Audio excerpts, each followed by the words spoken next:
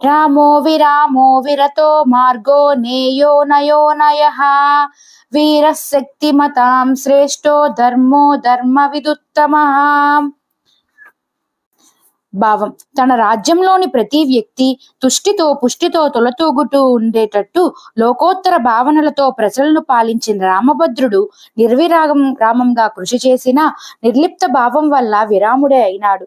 సకల జీవుల్లో సర్వాంతర్యామి అయి సర్వదా సంచరిస్తూ ఉన్న పరాత్పరుడు ప్రవృత్తి వల్ల రాముడు, నివృత్తి వల్ల విరాముడు.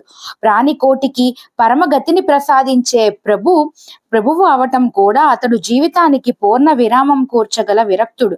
జీవరజస్సు సోకని అనాసక్తుడవడం వల్ల విరాజునికి కూడా భావించవచ్చు. పరమాత్మలో లయించడమే జీవాత్మకు జీవిత పరమావధి. ఇలా జీవాత్మను పరమాత్మ దగ్గరకు తీసుకొని పోయే నాయకుడు వినాయకుడు కూడా. వెళ్ళే జీవి, వెళ్ళే మార్గం అన్నీ రామునిలోని రమణీయతను తెలియపరుస్తాయి. విరతిలో నిరతిలో రెండింటిలో రామతత్వమే ఏదో ఒక రూపంలో గోచరిస్తుంది. శక్తిమంతుల్లో రాముణ్ణి మించిన వారు లేరు. కోదండరాముని ఎదురుగా రణరంగంలో నిలబడగల వీరుడు లేడు.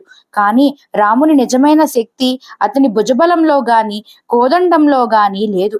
అతని సత్య పరాక్రమం ధర్మపరాయణతలో ఉంది. ధర్మం అతనికి సర్వస్వం. తాను అనుసరించే ధర్మమే తనకు రక్ష అని రాముడు అందరికీ మాటిమాటికి చెప్తాడు.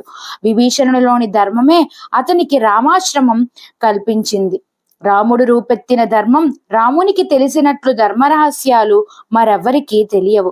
కనుకనే సత్య ధర్మాలకు విరోధం ఏర్పడినప్పుడు తల్లిదండ్రులకు, తమ్ముడికి సరియైన ధర్మం చాటి చెప్పిన ధర్మమూర్తి రామమూర్తి.